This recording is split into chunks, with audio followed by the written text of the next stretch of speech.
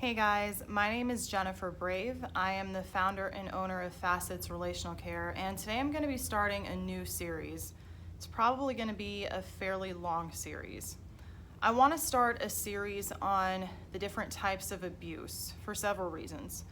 First of all, because I grew up both with my dad and with my now ex-husband being abused in various different ways. And I'm at a place now where I understand that better than I ever have. I would argue I understand it fully, although it's difficult to say because I still have to deal with my ex-husband because we have a child together and that abuse is still a current thing that I'm dealing with. But I have done a lot of healing and I've done a lot of learning, especially with getting my education as a licensed professional counselor.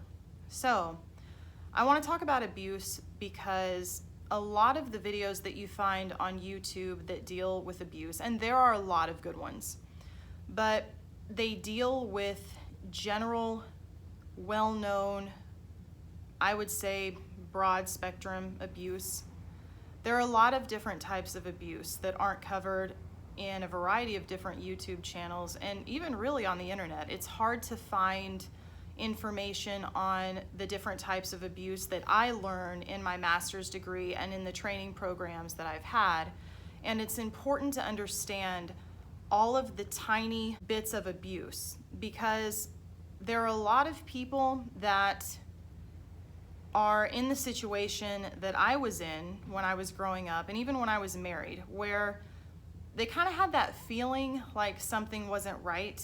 They were generally unhappy, or they would have moments when they would think, this person is treating me in a bad way. But you can't always put your finger on what that is because abuse isn't necessarily something that's overt all the time. So sometimes it's good to learn about the more minute pieces of abuse and what that can look like. If for no other reason, it lets you know that you're not crazy and that those feelings that you feel are valid. So, clinically speaking, there are two types of abuse. There is passive abuse, and then there's aggressive abuse. And those are words that I use. Different clinicians will use different words.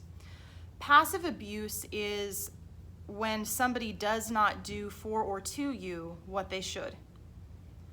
Aggressive abuse is when someone does something to you that they should not. I want to start with passive abuse today because the list of behaviors that would qualify as passive abuse are much smaller. As I go through all of these videos on different types of abuse, in some instances I will have experienced them myself, and I want to tell that story to you guys, again, to give you a real life picture of what abuse can look like, because that's another problem. A lot of the YouTube videos that are going around, and again, a lot of material on the internet is very general. It's hard sometimes to tell if the descriptions of abuse that you're reading are applicable to you because they're so general. I know that it was really hard for me for many years to get to a point where I could say, yes, this was definitely abuse. I don't deserve to be treated this way. I need to stand up for myself, because all I had were general descriptions to go on.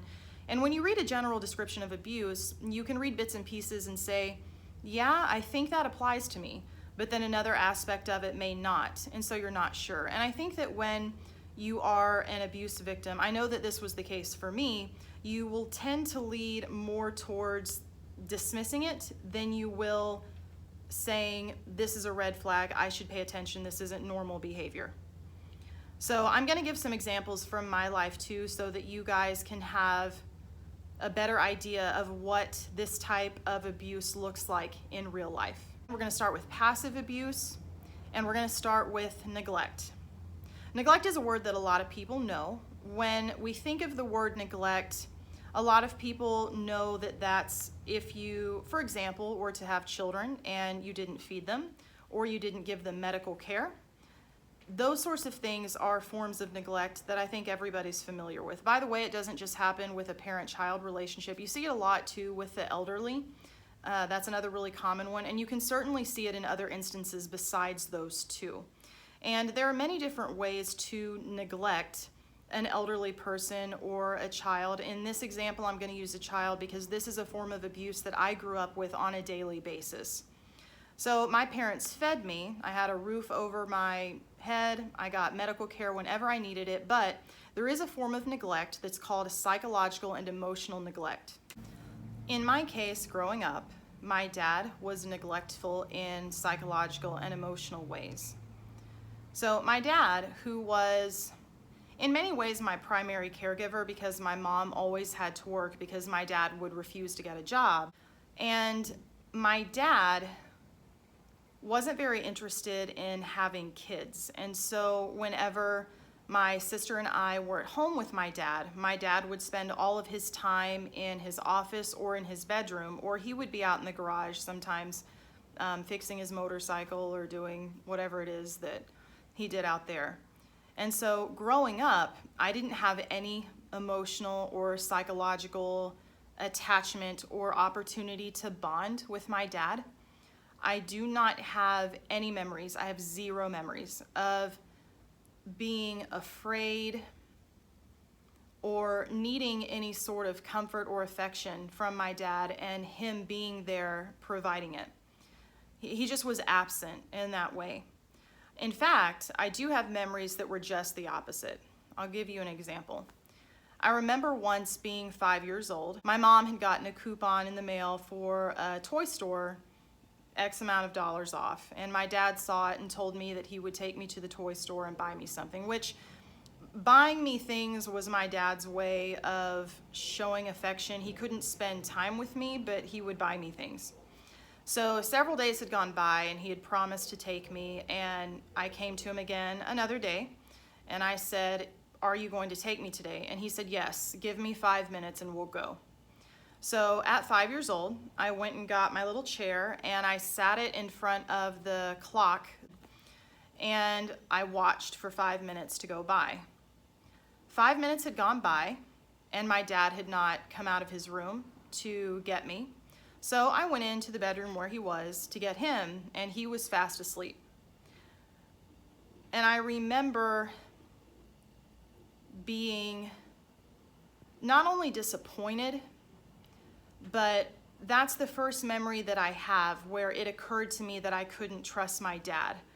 And by trust, I mean, of course I couldn't trust him to keep his word, but I couldn't trust him to be involved in my life the way that he was supposed to and the way that he said that he was going to. That's one example. Another example happened when I think it was 15. I was in high school. I had started to show signs of bipolar disorder, which when you're an adolescent is really tricky to catch because a lot of typical adolescent behavior can look a lot like the mood swings that come with bipolar disorder. And at that point, typically the symptoms of bipolar disorder aren't severe enough that they are diagnosed. So I was really emotional, and when I was depressed, I would have crying spells that I couldn't control. And I remember one particular day having a crying spell that I couldn't control, and I didn't want to be alone. So I went to the living room where my dad was, and he was watching TV. And I was crying. My mom, who was in their bedroom, heard me crying and came out to check on me.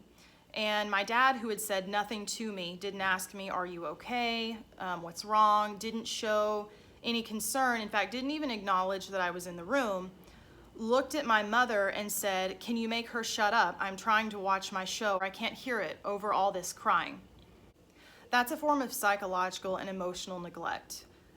His child presented herself with clearly an emotional problem, and he completely ignored it. And then when he had the opportunity to, he vocalized the fact that he wanted it to go away.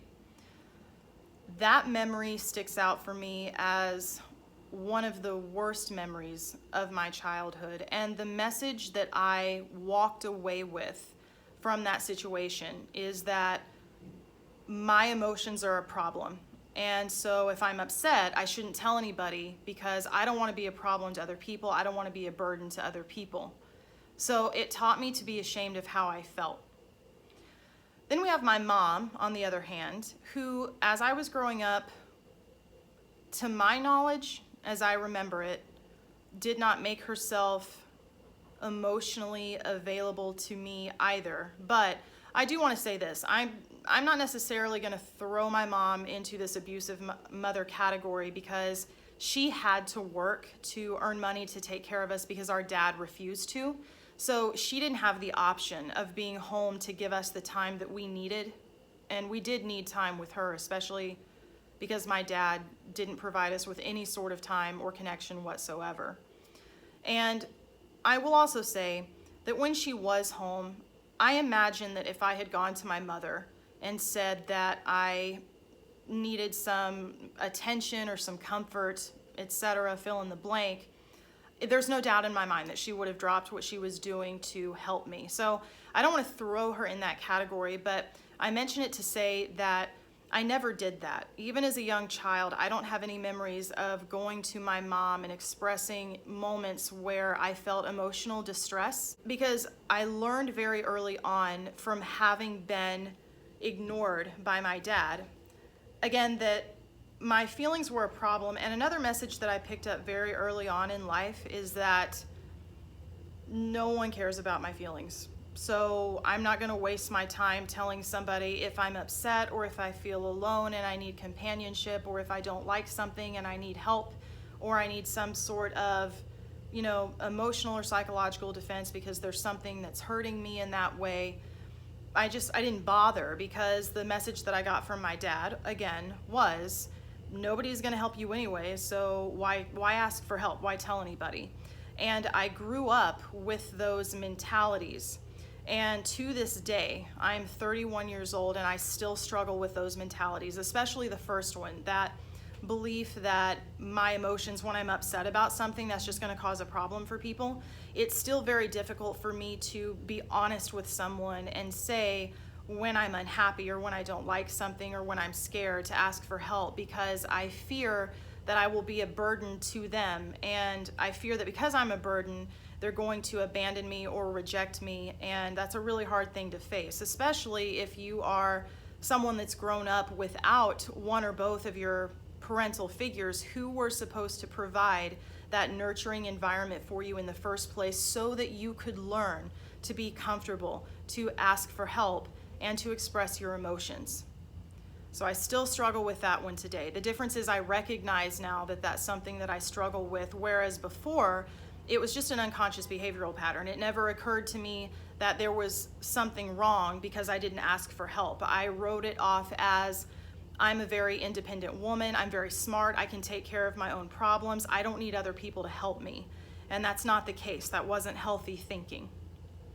So those are some examples of psychological and emotional neglect, a topic that's not often talked about. I hope that none of it triggered anything for anybody, although that's one of the downsides to talking about abusive situations and giving personal examples, that it can trigger emotions in you if you've been through situations like that. But I hope that didn't happen. That wasn't my intent. So just know going forward, if that's something that you're experiencing, it's not okay.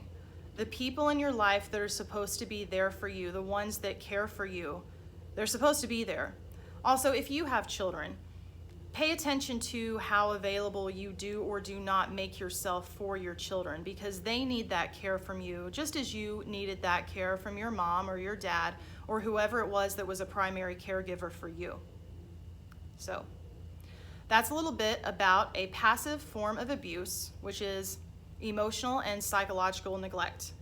The first in many videos that I'm going to do to cover a variety of different types of abuse that just typically aren't covered, that need to be talked about. Thanks.